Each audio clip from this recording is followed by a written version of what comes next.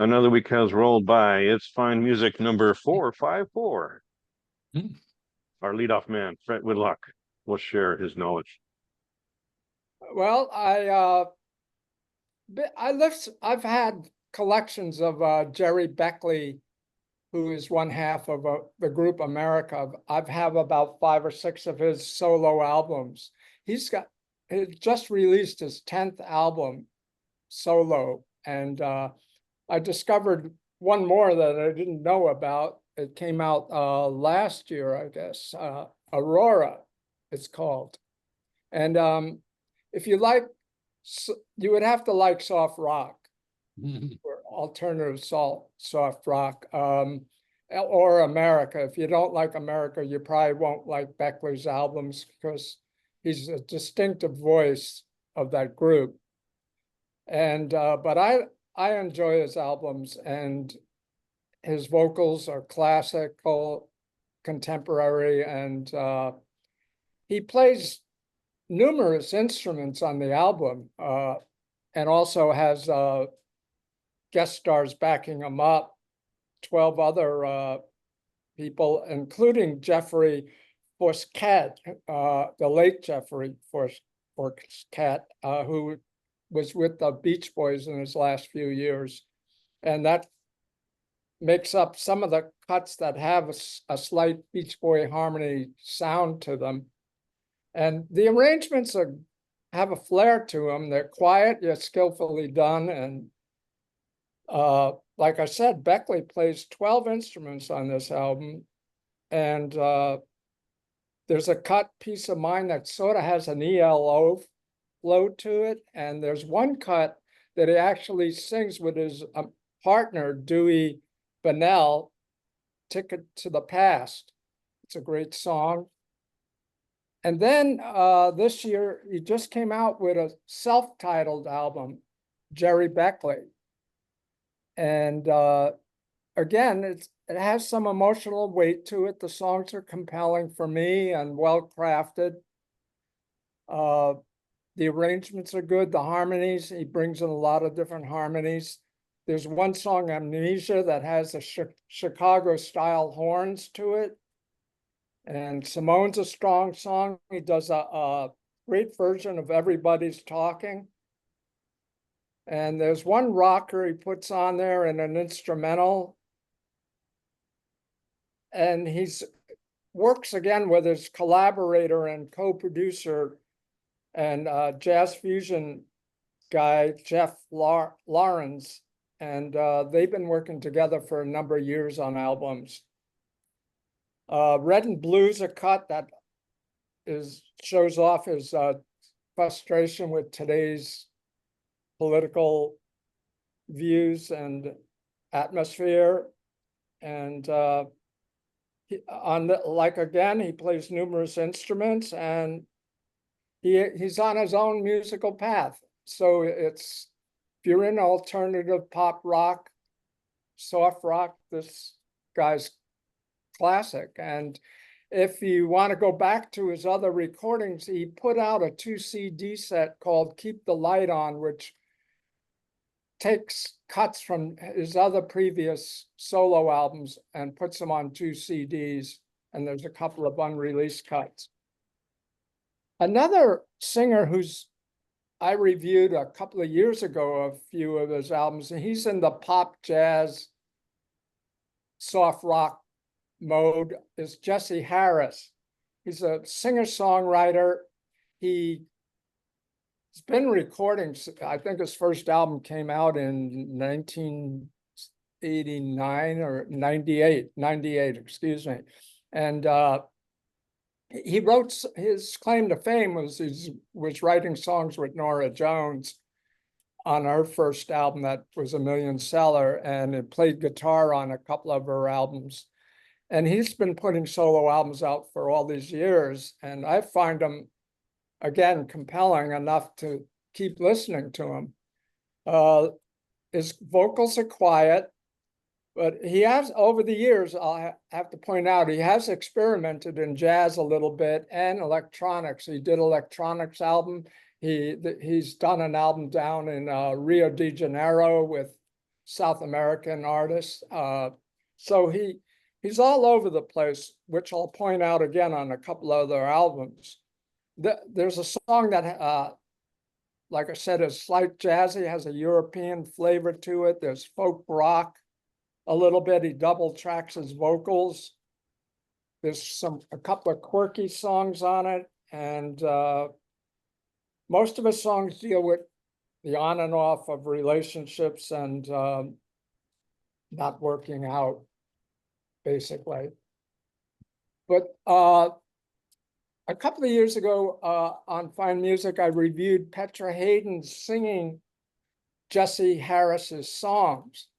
And that particular year, they went on tour together with Petra singing Jessie Harris songs and Harris backing her up on guitar. So I found out there's a second album out called Song for Petra. And this was put together with, of all people, John Zorn. Now, if you check out Zorn's catalog, he's not always avant-garde downtown jazz. He's done semi-classical music. He's done a wide range of music. So this is kind of, he's got a jazz trio backing her up on vocals. She's on vocals. And it's, of all people, Julian Lodge, who I reviewed a couple of months ago, his new album.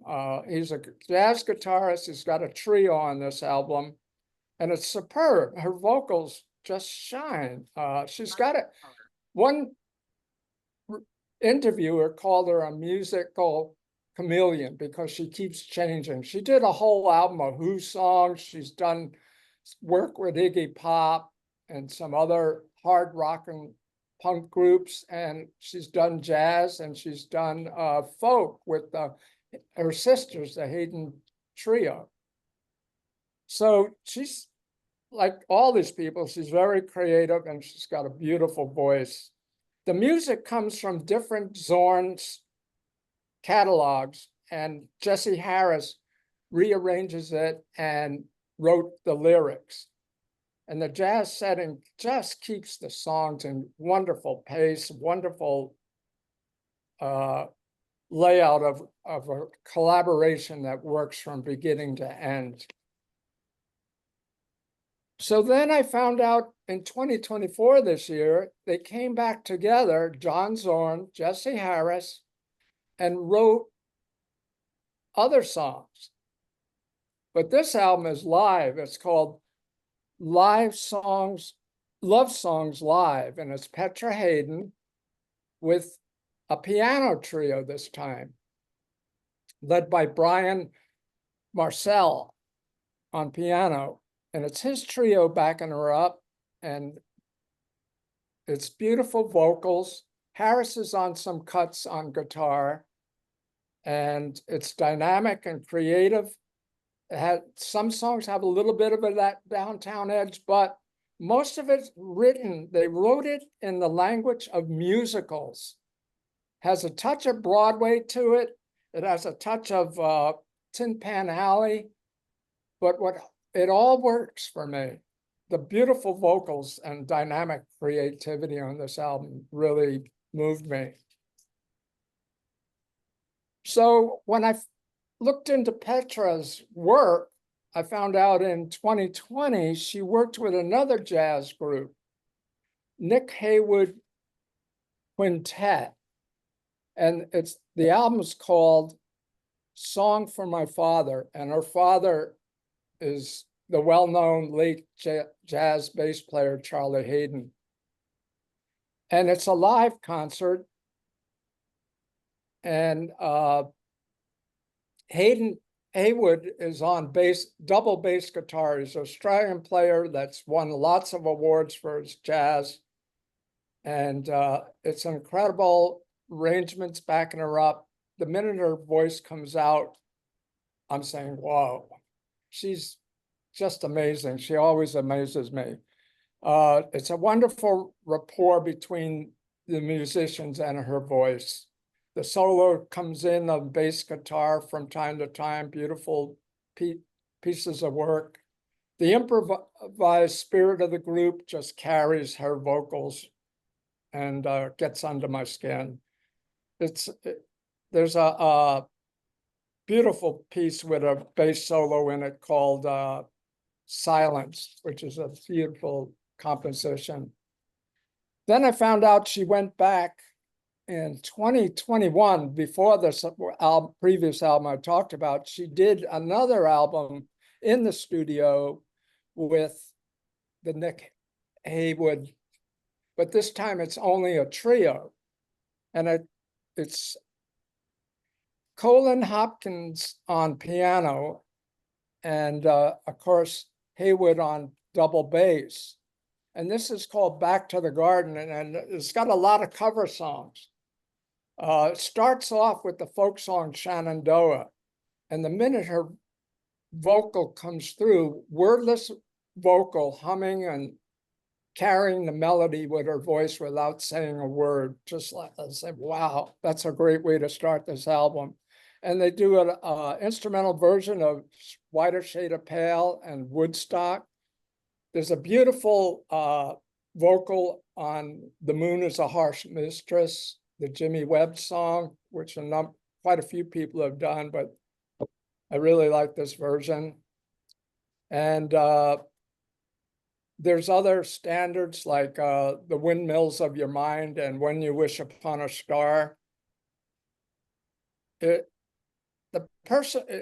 arrangements are personal, and he said in an interview, Heyward said in an interview, there was no preconceived arrangements to the songs. We just let our ears take the music where it wanted to go, and we trust that it would work out in real time. So it's a beautiful album. You're muted, Murray. If I can throw in one more Petra Haden, she did an album called Planet Chernobyl. Oh. Which takes poetry by Charles Plymell about the Chernobyl meltdown. Oh. And he and Mike Watt, the bass player, LA bass player, improvised music, and she sings the poems, and they improvised music to go behind those poems. Pretty interesting. Her more experimental side, of course. Yeah, I saw the Hayden triplets live. They were incredible harmonies, unbelievable voices, all three sisters. The America album sounds interesting. I actually just read a book about them recently that I got from the library, and yeah, they're a pretty unique kind of group. When is he Did you going ever to hear name the that album horse? that they came out with in, I think, the early 2010s? People like Nada Surf and Ryan Adams guested on it. Well, America was produced by George Martin, little pedigree right there. Yeah. America, right? One of their last studio albums called America Now and Then. And it's got a bunch of current musicians on it backing them up. And it's a great album, the studio album. One's studio and one's live. I sent a map to Dionne Warwick so she could get to San Jose. I wonder, when is that guy, Gerry Beckley, what is he going to name that horse?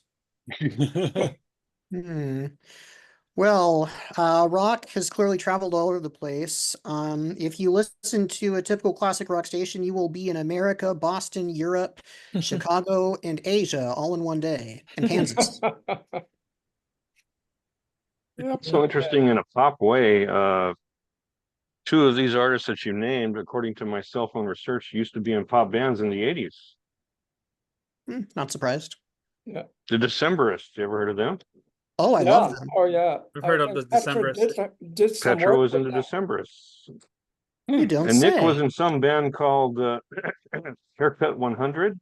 I know who they are. Oh, wow. So that shows you 100. people's music can evolve. Yeah. Oh, yeah. Yeah. So thank you, Fred. We're off to a great start.